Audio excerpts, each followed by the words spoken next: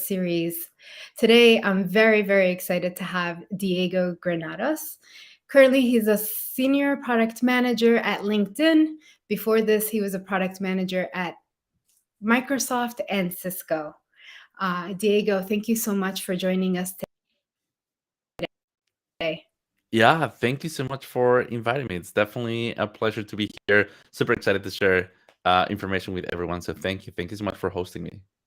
Thank you. You share a wealth of resources for anyone that wants to get into product management on your YouTube channel. You have a website as well.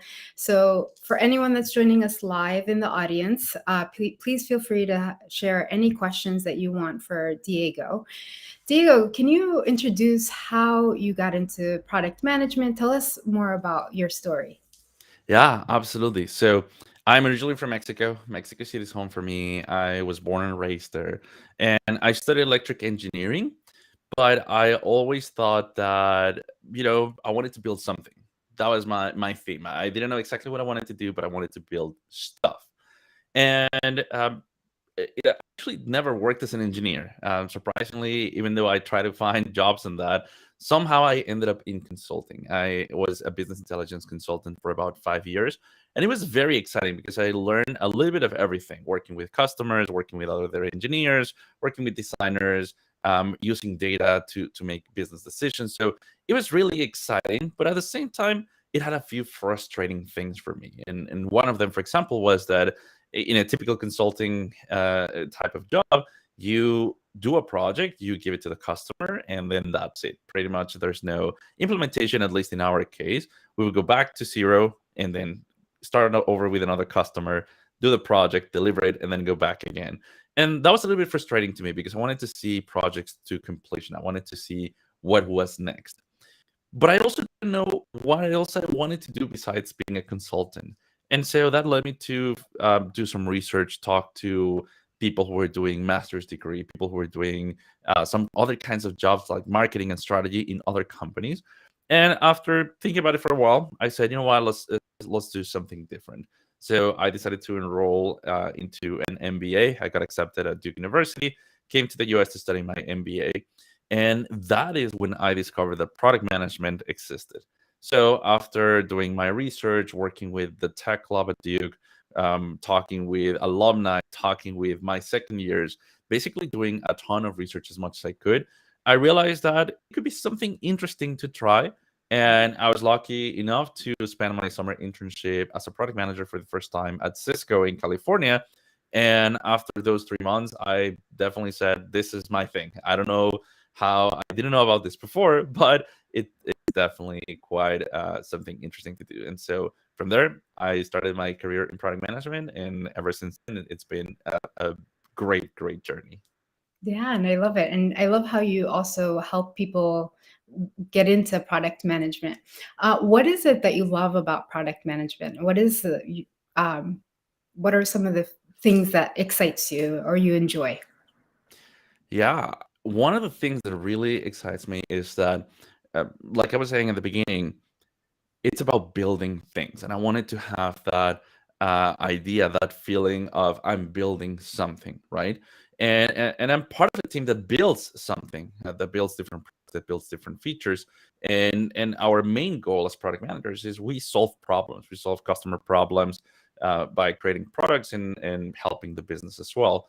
And that combination leads to some many fantastic things that I personally enjoy a lot, which is there's no 2 days alike in product management. Every day is a new, all right, what's next, and what else do we need to do, and unknowns and mysteries and ambiguities that we need to solve and deal with. And so the fact that it's very dynamic, that it's a lot of thinking high level strategies, but also going deep into execution and seeing their products come to life, it's a fantastic feeling for me.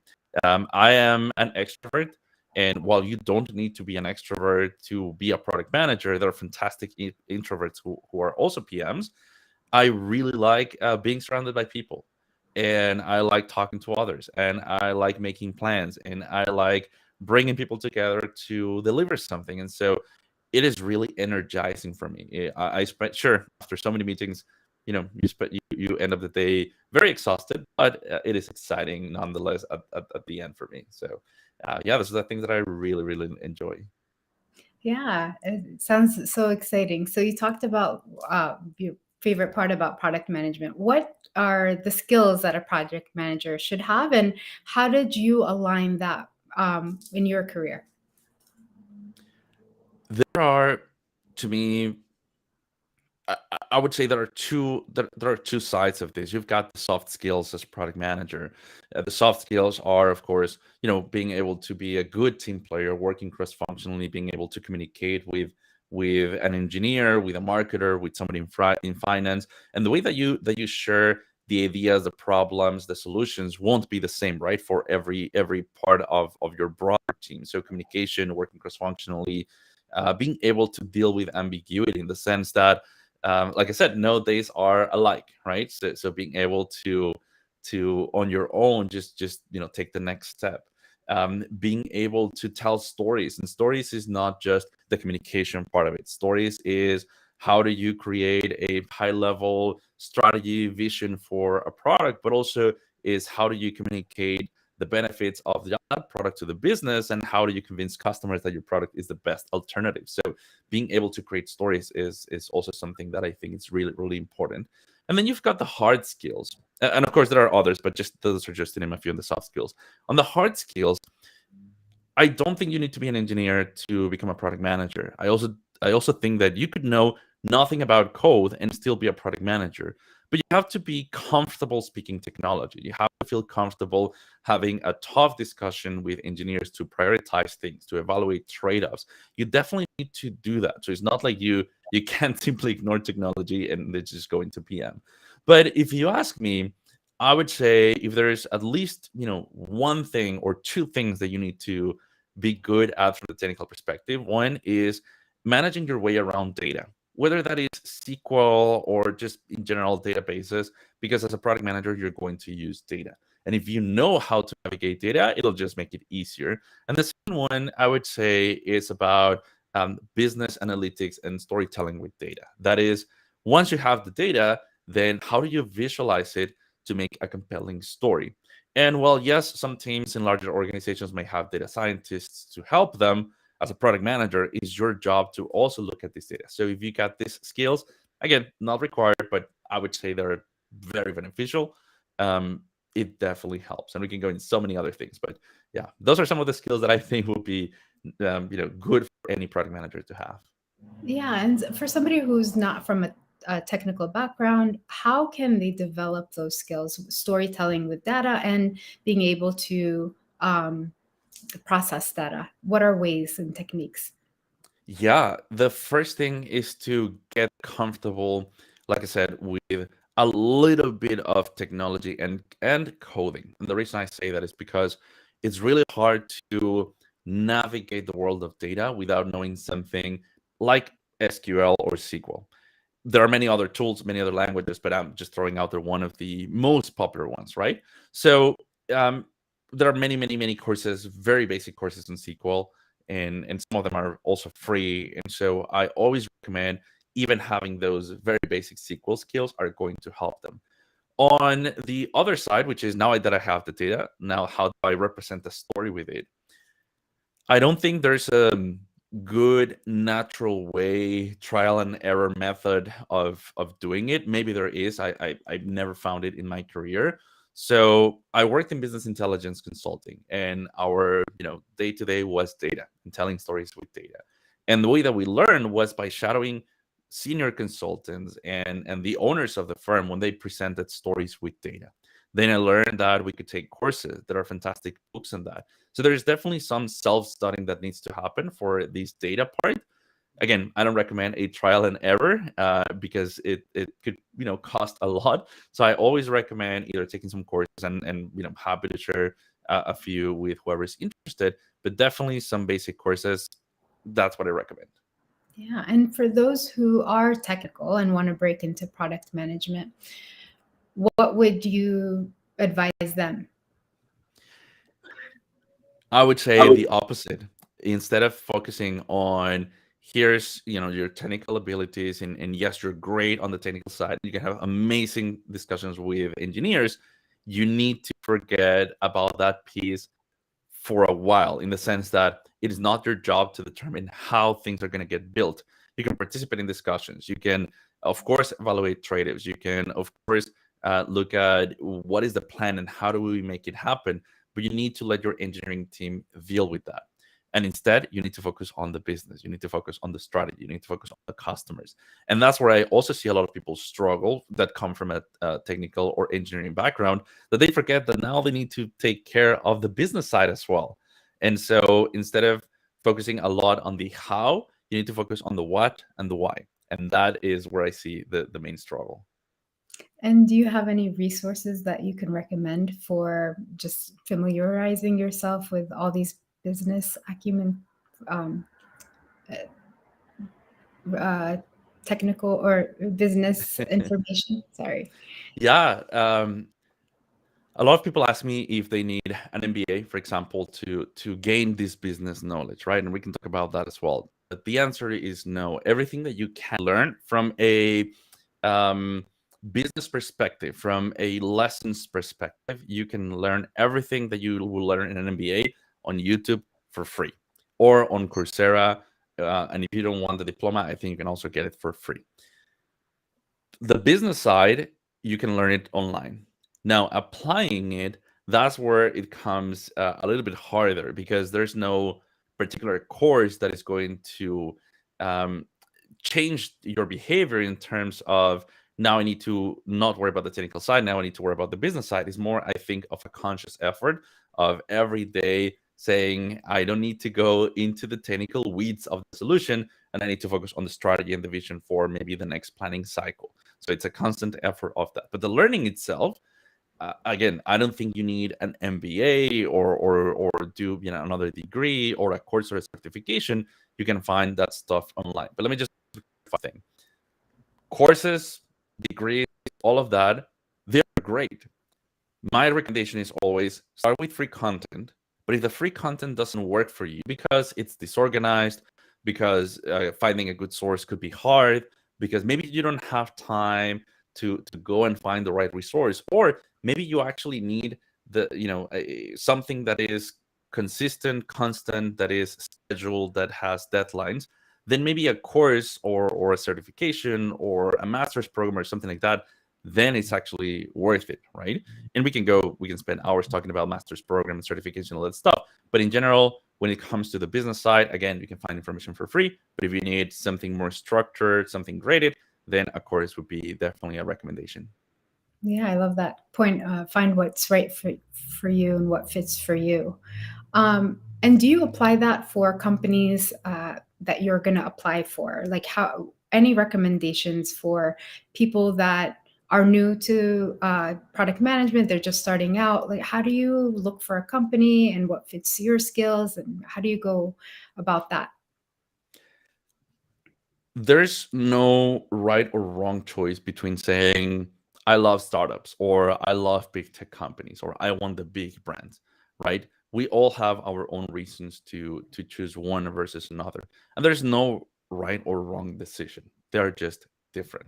For some people, it's more thrilling and exciting to go into a startup where they are going to do a ton of everything. And sure, ours might be crazy, but the risk versus reward could be huge. And they want to learn of that startup chaos, so that as PMs they can shape and form the products in the future. Whereas some other people, they prefer to go into big tech companies where you won't do everything, but you will go deep into specific topics. Again, no right or wrong choice here. Let's ignore for a moment the fact that there's also a lot of people who, like myself, uh, go to another country. We need visa sponsorship. Larger tech companies are it's easier to get a sponsorship from that. So let's ignore that for a moment. Let's assume that you could go to any company that you want. I think as a new person trying to explore product management, um, we tend to believe that if I don't do product management at Google or Microsoft or Apple or any of these big companies, then it's not going to be good product management.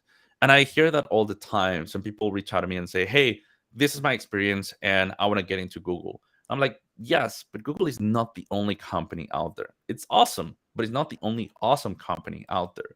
So how do you decide to, uh, you know, get into your next step? I would say start by thinking, do you like more an environment where you might be the first or second PM, or maybe PM number 10, and you're starting to grow this and it's going to be chaotic, but your job is to make sense out of that chaos and you're going to experience a lot of everything at the same time? If that's the kind of environment that you like, then startups might be a good place to start.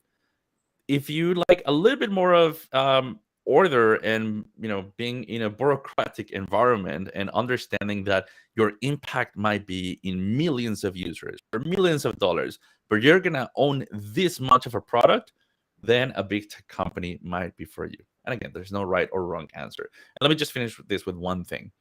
One of the great things about tech, and I don't know if this happens in other industries, but one of the great things about tech is that once you join a tech company, startup or large tech, and once you're a product manager, recruiters will go into your DMs and try to reach out to you to invite you to interview for many, many, many other companies.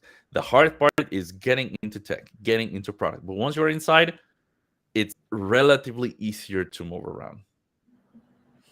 Yeah. And what advice would you give those that are finding it so difficult to break into tech?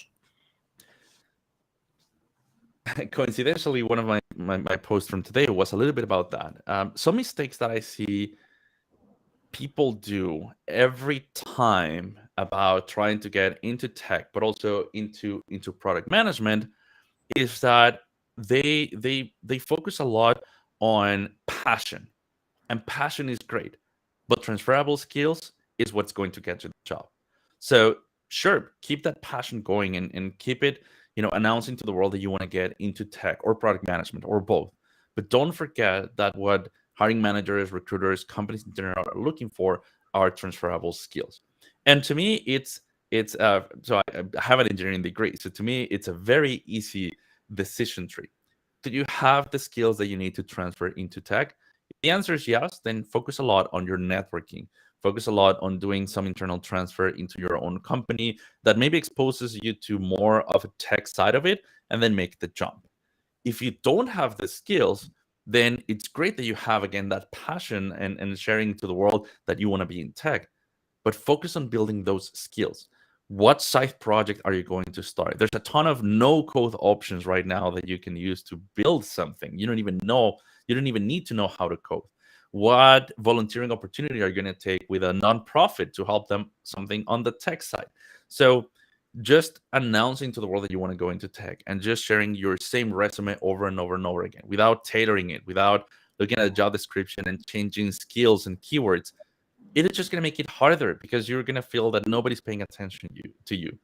The truth is that everyone is paying attention to you, but if you don't have those transferable skills, if you don't show that you can do the job, your passion is amazing, but you're missing this component. You're missing the hard facts that you can do the job, right? So if I can summarize everything into one concept, it would be focus on your story. They're going to ask you, so tell me about yourself. Why do you want to be in tech in general? And if you're applying for PM jobs, why do you want to be a PM?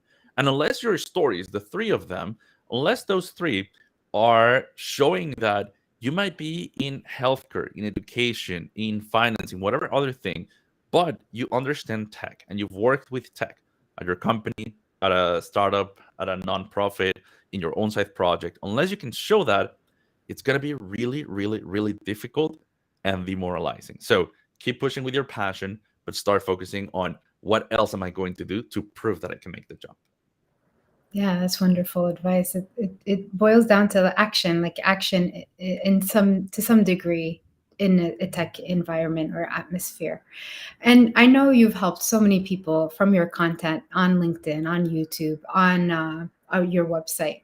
Can you share any stories that you have off the top of your mind of like people getting into product management with your help? I have two. Let me share two that I met. It was not necessarily through my help, and then I can share another one that I helped through my content. But hopefully, this illustrates my previous point. I've met two amazing people. One of them, for 10 years, she was a professional basketball player, and she played all over US and Europe. She's now a product manager at LinkedIn, and she didn't have the right background, in the sense that she's not an engineer. She didn't have the experience on a typical corporate world. She had years of experience as a professional basketball player, and then she made the jump into product management through a startup. And then through the startup, when she was in tech and in product management, she ended up now at LinkedIn. She's my coworker.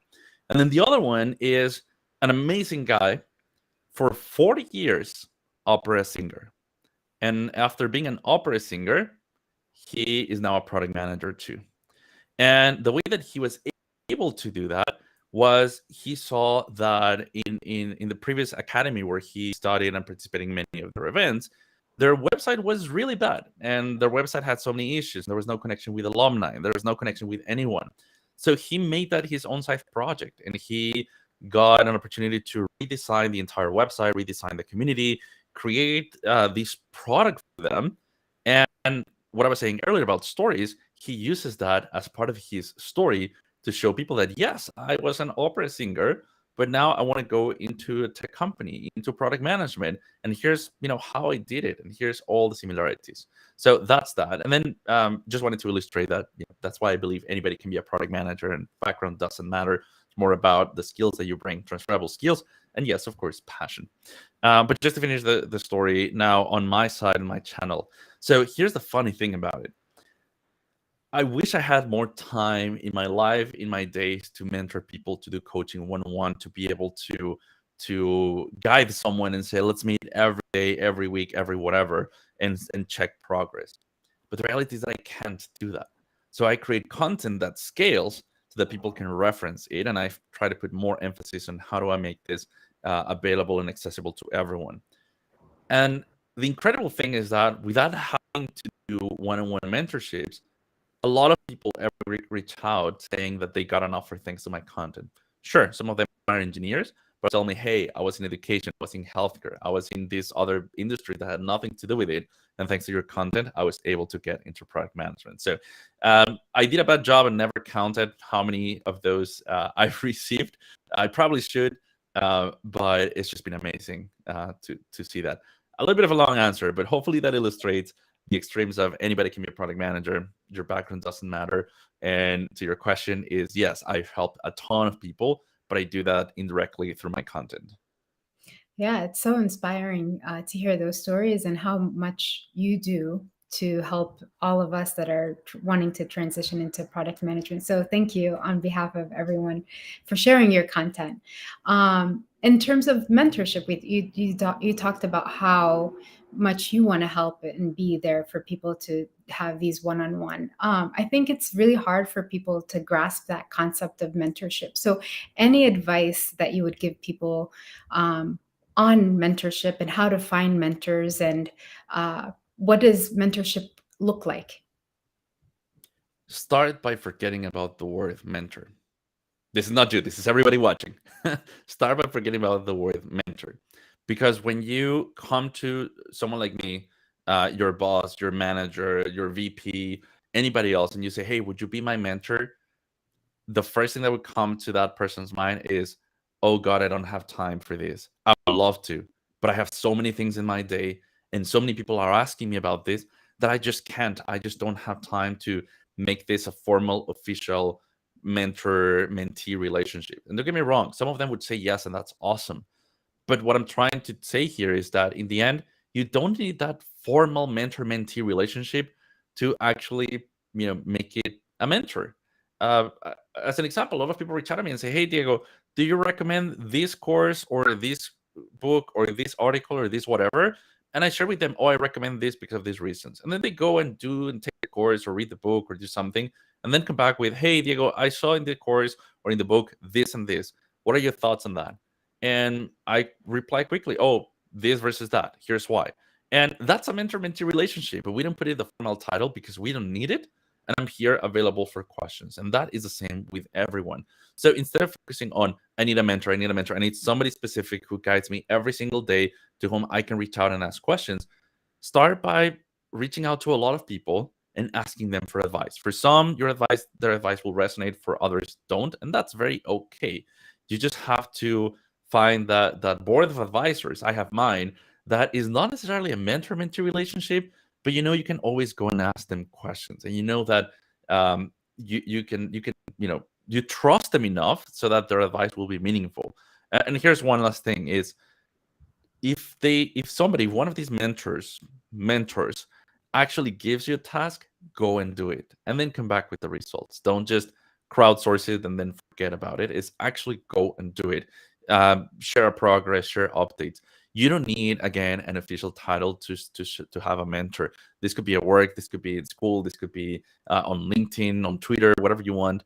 Find people that you resonate with, and start conversations and ask questions, and those could be mentors. You don't need me on the phone 24/7 with every single person coaching them on product management. But if you come to me and ask me a question, and I have a video, a post, or something, and I share it with you, is not to say, listen, don't reach out to me, I have content. It's more about, oh, sure, you're looking for this specific thing, happy to share it, here it is.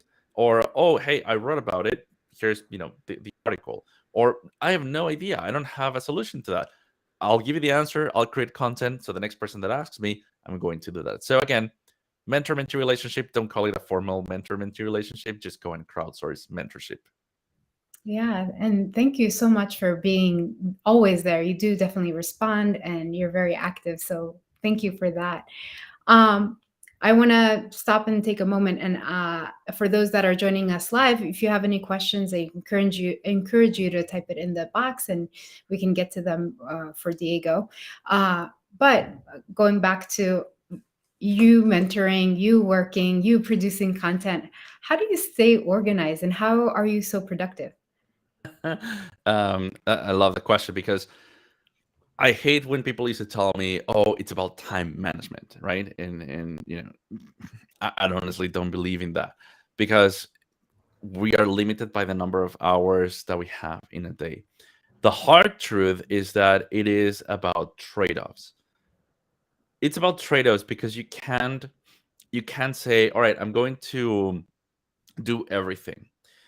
Think about it for a moment. Think about last week. How many hours in the week in total do you spend on social media, on Instagram, on TikTok, on Facebook, on whatever your favorite social media is? How many hours collectively? Because if you check it for 5 minutes today, you have your phone, you scroll for 5 minutes, you could say, well, it was only 5 minutes, sure, but in the week, how many hours? So here's a trade-off: less social media, more side projects. How many TV shows did you watch last week? Same thing. How many parties? How many times did you go out? How many times you go to the gym? How many times did you go to somewhere else? And I'm not saying don't party, don't go outside, don't go to the gym. What I'm saying is you need to do trade-offs, and you need to. It's a hard thing, because you're sacrificing going out this weekend for staying indoors and recording something for YouTube. You are, instead of going 5 times to the gym, you're going 3 or 4, because that extra hour you're going to use it in your side project. So that's how I'm able to manage everything. Is I need to be very careful of what things I say yes to, and all the things that I say no to. Don't get me wrong. Like I said, I still go out. I still, hang out with friends. I still do all of those things. It's just I need to balance better. So I haven't watched all the latest shows, but I can tell you that I've worked on a ton of scripts and videos. So it's not about time management. I think it's more about trade-offs. Yeah, and that could definitely be applied to product management. So, as a new product management, trading off prioritization and saying no, what advice would you give to those that have a hard time with that, or are struggling or managing their way with that? Yeah, it's hard, because I'm a people pleaser. I love saying yes. I love helping. I love saying, yeah, absolutely, let's do it. Sounds like a fun thing to do. All right, let's work in it. It's hard. It's hard to say no. So in your life, like I said, yes, you have to have hard no's. No to this, no to that. In product management, it's a slight change in saying why yes? In other words, why should it be a yes? So if you come to me with an idea, let's work together on determining why this should be a yes. And that goes again back to prioritization, back to trade-offs. Is if I'm doing something that you want me to do, a feature request, a change, a bug fixing, a whatever, then I need to sacrifice something in order to do what you're asking me to do. So ideally, as a product manager, I'm going to work with you to say, all right, so let's start with a few things, such as what data do you have so that we can justify that, yes, you're absolutely right. This is a must have. We should do it right now. And I can go back to my backlog and then look at, all right, what are the things that I have that is not as important as this new thing that you brought. But I also want you to understand what's my strategy and the vision for my product. So maybe you have a very compelling thing that we should do, but it doesn't match our vision and strategy. So it doesn't matter how much data you bring. If it doesn't match this, then it's also going to be really hard to say, amazing point, but that's not the direction that we're going, right? What are our OKRs? How do we measure success in our team, in our company? So you can bring something that increases X metric by 200%. But if we're focusing on this other metric, it's also going to be really hard. And I know it's an extreme case. 200% is way too much, but 2%, 1%, whatever number, right? It's going to be really hard for me to go to my manager, go to the senior director and saying, hey, I know we're focusing on this metric, but look at this other great thing. So hopefully now you start picking up a theme of, it's not about saying, no, we're not going to do this. No, we're not going to do that. To prioritize. It's more about saying, it's great, but why should it be a yes? And let's work together to hopefully either say, you're right, that's a great thing, let's actually go and do it, and this is a trade off, or saying, listen, after all of this, hopefully you realize why it's an awesome idea, but why we can't do it now. And the worst thing that I don't recommend anybody doing ever is just saying, all right, sure, great, let's put it in the backlog, because it's never going to happen. So I know we PMs, we joke a lot about that, but yeah, don't say we're just going to put it in the backlog and be done with it. Yeah, keeping up to what you are going to say and do. Yeah, my next question is about product mindset. What does that look like, and how can you develop it if you're wanting to get into that product mindset? Product mindset, it is about, yes, understanding, hey, we are going to um, look at products not just from the perspective of, I have this app and, oh, here's something that I wish this app had. Here's how I would improve it because I'm having this problem right now. That's the wrong approach that a lot of people take. Product mindset is about looking at an app and understanding what problem is this solving, for whom, who are the customers, who are the users. Is it a problem worth solving? Like if I don't do this, is the alternative to maybe do it something manually, to maybe do it something without an app? Is the app better? Is it actually solving the problem? And once I solve the problem, all right, I want to understand how we can improve this product. But to improve it, we need to have goals and metrics and objectives. And so product mindsets, it's more about understanding the process of how products are created, how products are improved, and not so much a, this is a problem, let me actually improve it. Here's what I would do if I were the product manager. It's more about understanding that improving products, again, takes much more than just an idea of, here's my problem, so here's how I would solve it. And how can you gain those skills? Well, there's no perfect way, but if you are an aspiring product manager and you're not in PM today, doing that exercise that I just did is take a product design framework. I have my step framework in my YouTube videos, and it's all about that. It's saying, all right, like I said, let's grab an app, let's see what problem is it solving, who might be the customers, how are they solving the problem, why is this problem important. Now, if I were to solve a different problem through this app with these customers, how would I improve it? Again, it's not a perfect exercise, but just thinking it like that, when you find a problem in an app, when you have a few minutes and you're scrolling through XYZ app, how would you improve it? Who are the customers? What problem is it solving? Starting to have that type of mindset is going to help you get in a product mindset, if that makes sense. Yeah, no, that's great strategies that we can do to develop on a day-to-day basis as well, just to develop that mindset. And thank you for referring back to the product design uh, video on your website as well to help with that. Early in your career, what were the challenges that you faced and how did you overcome them? Early in my career as a product manager, right? Yes. Yes. I realized early on that as a product manager, it's a big team effort to put products out there. A lot of um, early or early career product managers like myself, we some of us come out of business school, others out of college, others is like the first PM role, and you want to hit the ground running and do everything and prove that you're capable, you can be the best PM they've ever seen, and you start doing and doing and doing and doing and chasing different threats to be able to have these big accomplishments. And the reality is that most of us very quickly um, run into a wall because we forget that making decisions and doing analysis and just doing something as a product manager is a big team effort. So when I was again early in my career, I was at Cisco. I realized that I wanted to have this big impact. We needed a quick story. We were developing a new product, and we wanted to have customers to try this new product.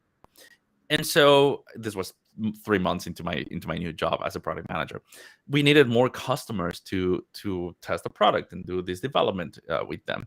So the senior PM gave me two lists. He said, here's the list of customers and here's the list of account managers, so that you can figure out who is a customer, who's the account manager. Make some analysis on which industries we should target, which customers we should go after, and then we're going to email them, inviting them to try as an beta tester to our product. I took that as a signal of, listen, I'm going to be proactive. I'm going to make that list as best as possible. I'm going to email them, and I'm going to come with a surprise. We have a ton of customers who want to try it out. That was a big mistake because in the end, I didn't know that what he wanted me to do, which was his instructions, was to get the list. Then we'll talk about it. Then we'll create the email, and then we'll figure out how to reach out to them. It turns out that I sent this email to 20 or 30 customers. I copied the account managers, and many of those account managers were really, really angry because they were having problems with the customers in terms of like something else was not working. So now we tried to introduce something new. The email was very ambiguous. So we got all these angry emails from account managers. We also got a few happy customers who wanted to try, but we got all these angry account managers who were confused of what was happening and why we were skipping them in the process. And of course, my manager and the senior PM like helped me, and they contained the situation. But I realized early on that it's not about being a product manager. It's not about just going solo and doing your own thing. It's definitely about a lot of teamwork. You can be proactive. You can be you're not the star of the show, if that makes sense. Yeah, no, thank you for sharing that. And thank you that's a big lesson, I think, for all of us to learn that you are one unit of a team and you should all collaborate. I do have some questions that I'll get to. One question, do you have advice and tips in order to build up efficient strategy? And if you have an example.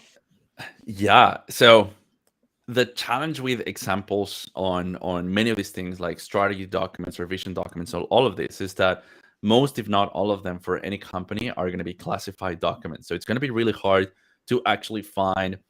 You're going to find what is the strategy of Uber, right? When they were doing the initial pitch to investors, and sure, but when you think about what is the strategy for this feature on this product, it's going to be extremely hard to find real life examples. So that is a long way to say I don't have an example that I can share, But I can share a little bit of, in my opinion, what makes an efficient strategy.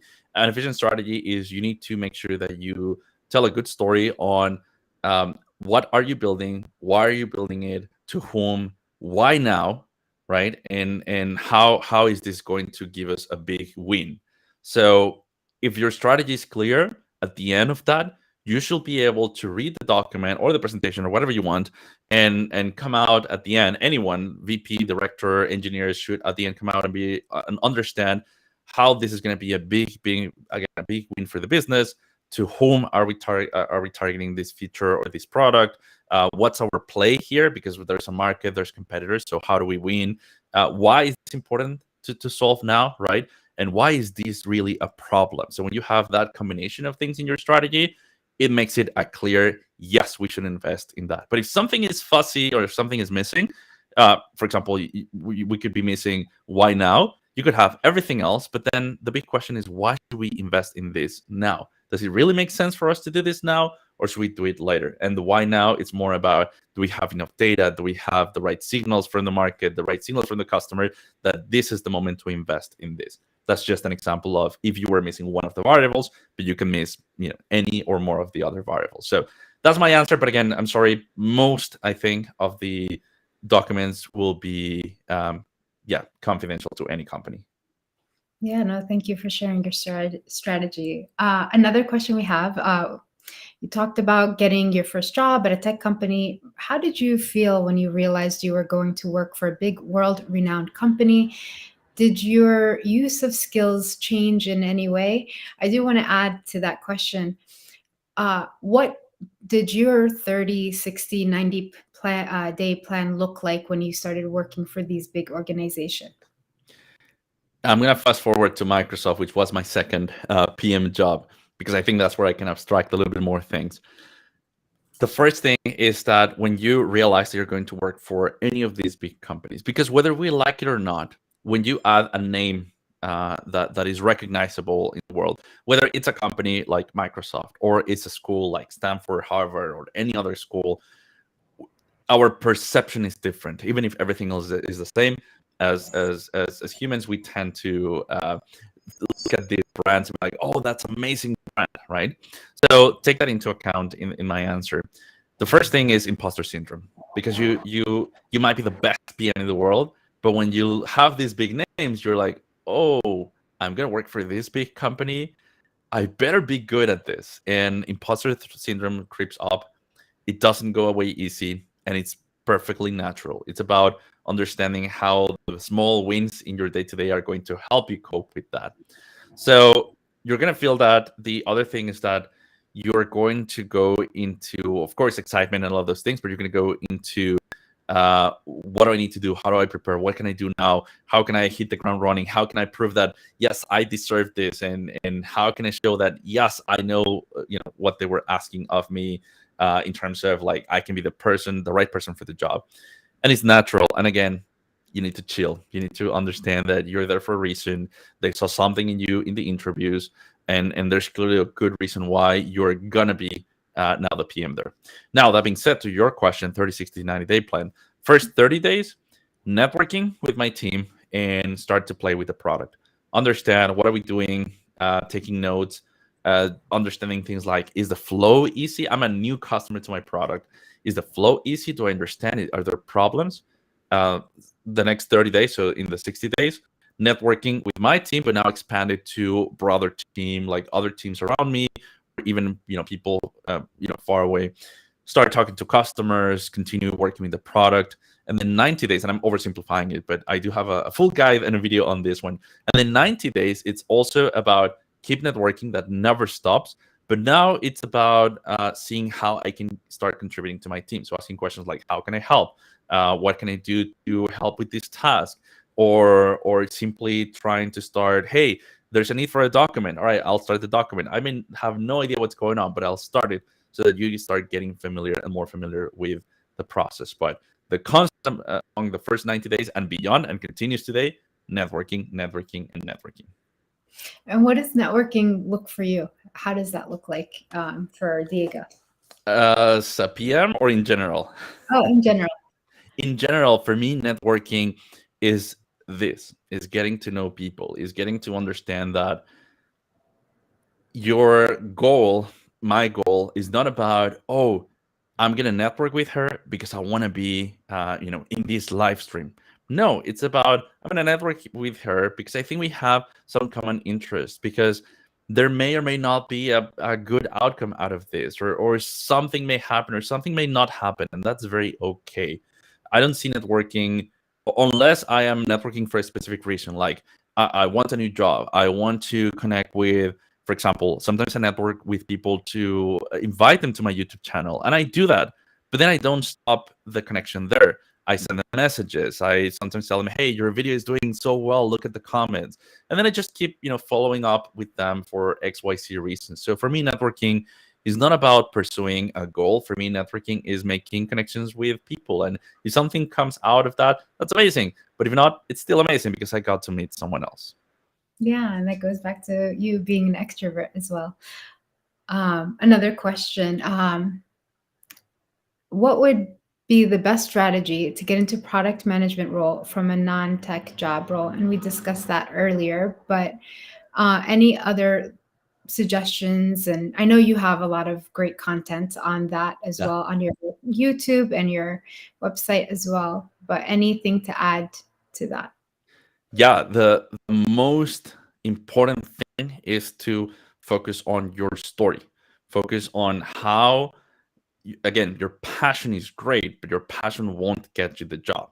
You need to find those transferable skills. If you have the transferable skills to get your PM job or a job in tech, then that's great. Start putting those in your story and telling your story to hiring managers. But if you do not have the skills, then the question for you is, what are you doing to gain those skills? Are you working on a side project? Are you volunteering? Are you thinking about getting those skills in your job? So passion is amazing, but if you don't have transferable skills, it's going to be way harder to get into your first PM or tech job. So focus on your stories and focus on your transferable skills. Yeah, no, thank you for that. And we're winding down on time. So for anyone that is joining us live, if you have any more questions, please let us know. Any advice that you would give for people that are transitioning on resources besides your website, books that they should uh, read or podcasts to listen to? Um, Yeah, let me answer that in a slightly different way. One time I saw somebody posted on LinkedIn, "Hey, I curated 100 resources for product managers. And these are the best 100 resources that you can find, on the web. It includes books and podcasts and all that stuff." I read that. I mean, the post, I didn't see the list. And I was just thinking, 100? Do I need to go through 100 things to learn how to get into product management? That's insane. My recommendation is not, this is the best book, this is the best podcast, this is the best YouTube channel, this is the best article, because you're going to go crazy with the amount of resources. So here's my recommendation: try things, but be willing to abandon things. For example, if you like my YouTube channel, which I'm guessing that's partially why you're here watching, then that's great. Let me help you, along the way.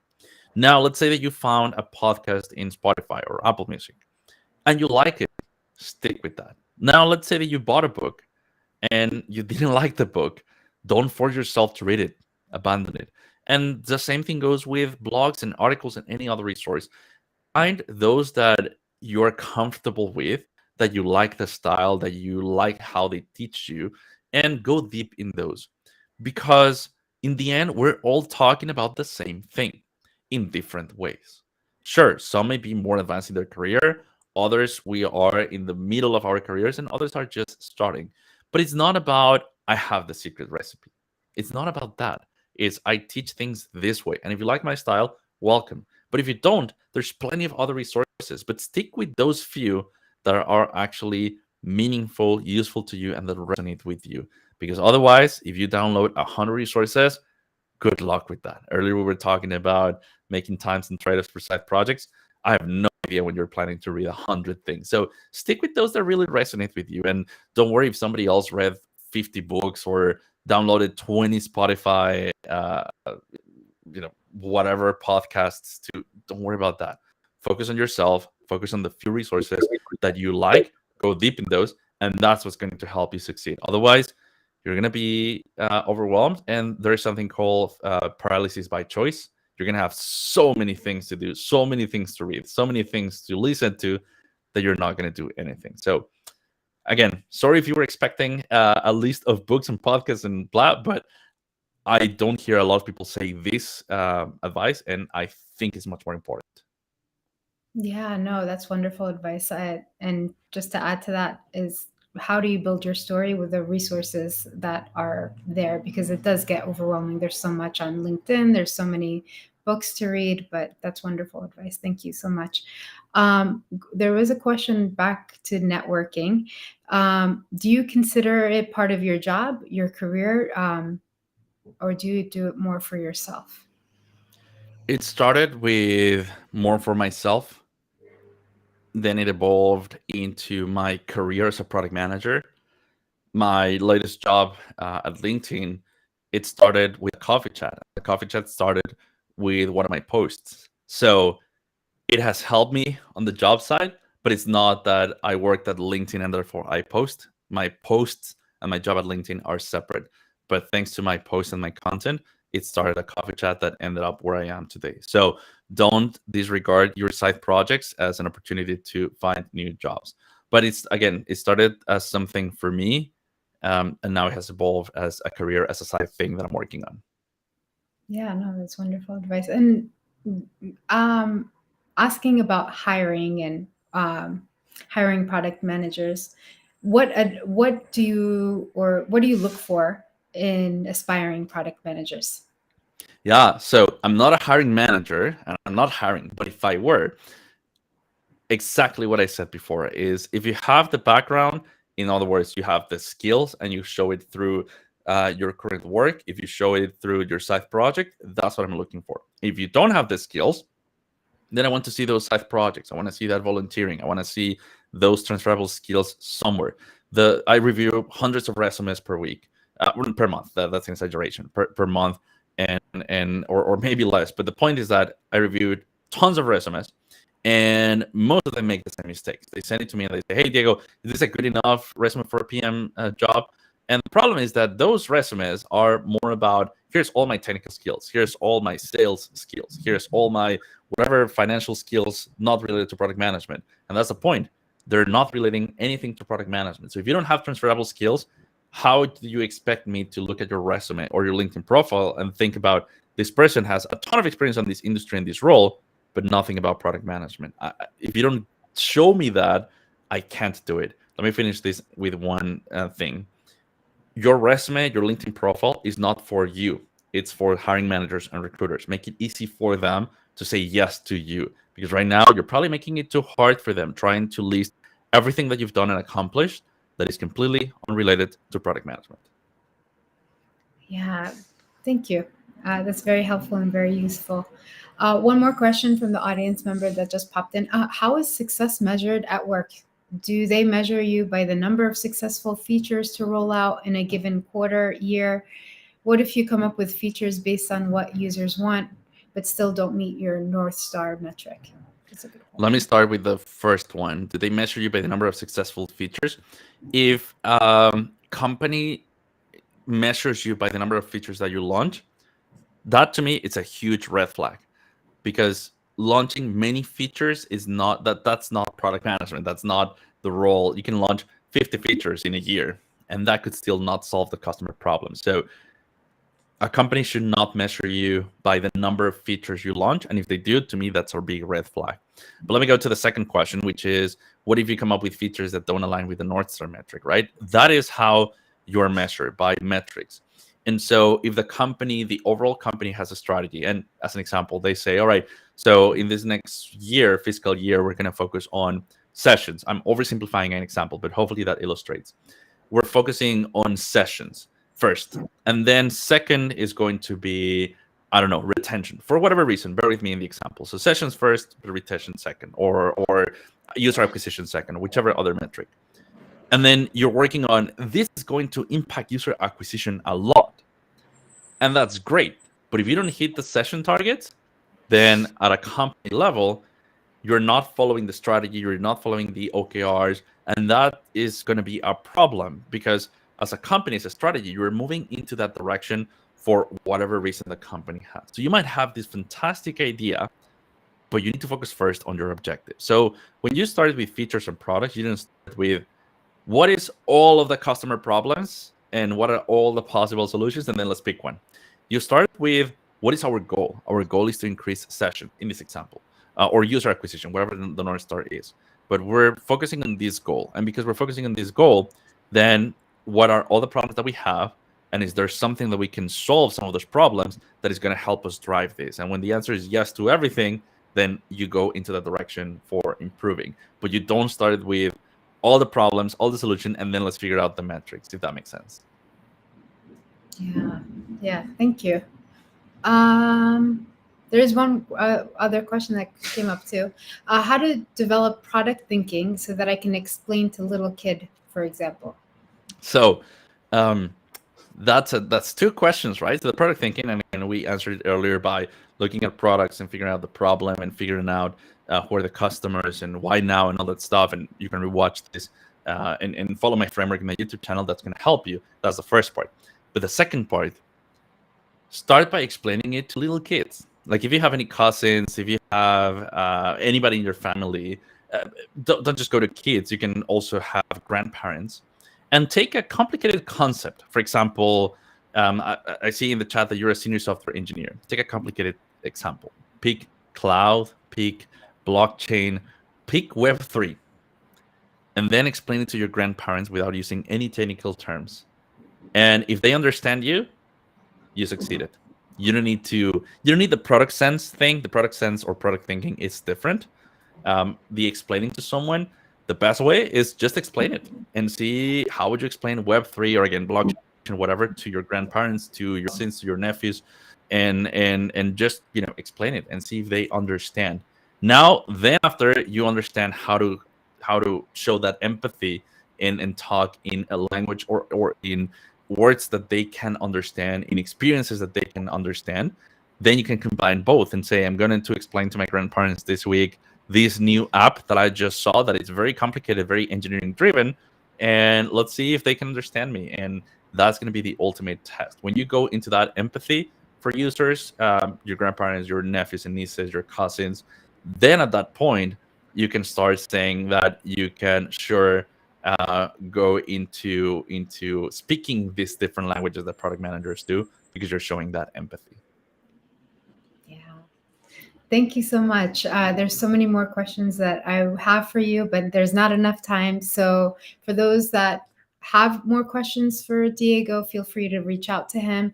Please make sure you follow him if you don't already. His YouTube channel is a wonderful resource. And thank you so much for your time, Diego. We really appreciate it. Yeah, absolutely. Thank you so much for inviting me. Thanks everyone for watching. If you send me a connection request, add a message. That will make it easy for me to know. Oh, you come from this live stream. It's awesome. Happy to accept you, but definitely include a message. Otherwise, I'm probably going to miss it. But thank you so much for inviting me. This has been super fun, awesome, and happy to share information with everyone. Thank you. Bye, everyone.